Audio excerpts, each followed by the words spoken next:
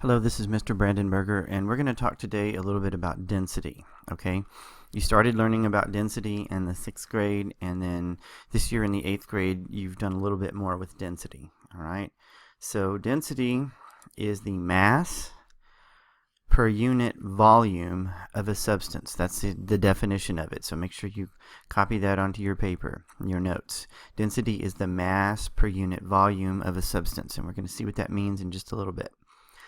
All right, density is a property useful in identifying substances. All substances have different densities, and you can use it to identify them. All right. To find an object's density, you find the object's mass. Okay, and then you have to find the object's volume, either by calculating it with length times width times height. But that has to be if it is a regular figure like a cube or a rectangular prism. If it's not a rectangular prism or a cube, you can find an object's volume by water displacement. What the heck is water displacement? Okay, well, you might remember we did this in 6th grade. You take a graduated cylinder and you fill it with a certain amount of water, like this one here is filled up to 200, and then you drop in an object, like they dropped in this rock.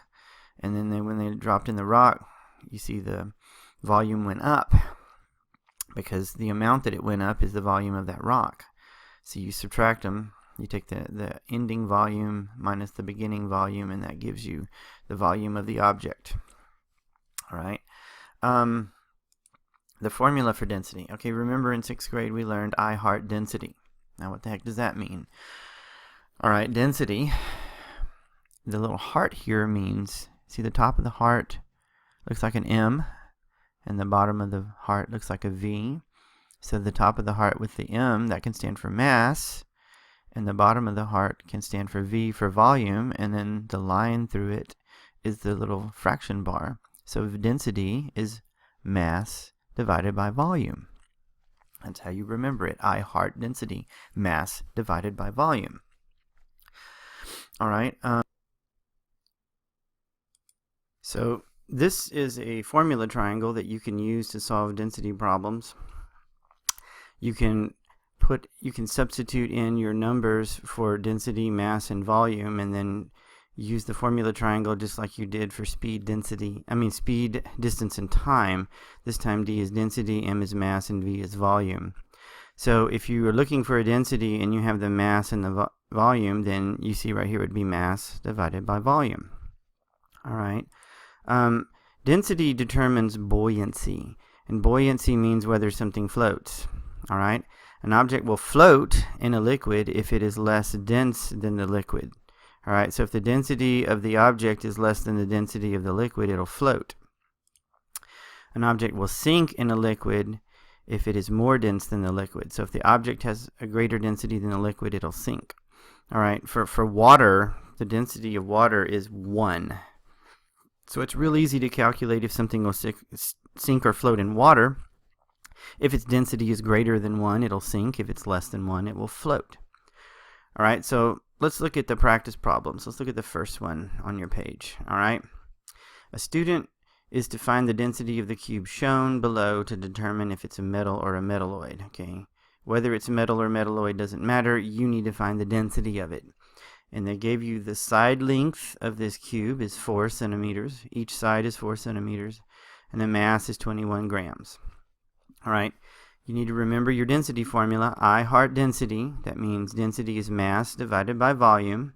Okay, so you need to write this formula down on your paper somewhere.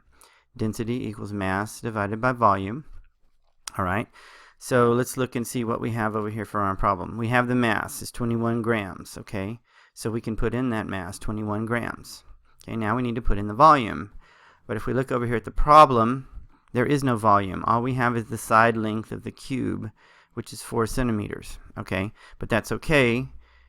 Cube is a regular figure, and the volume is length times width times height. All right.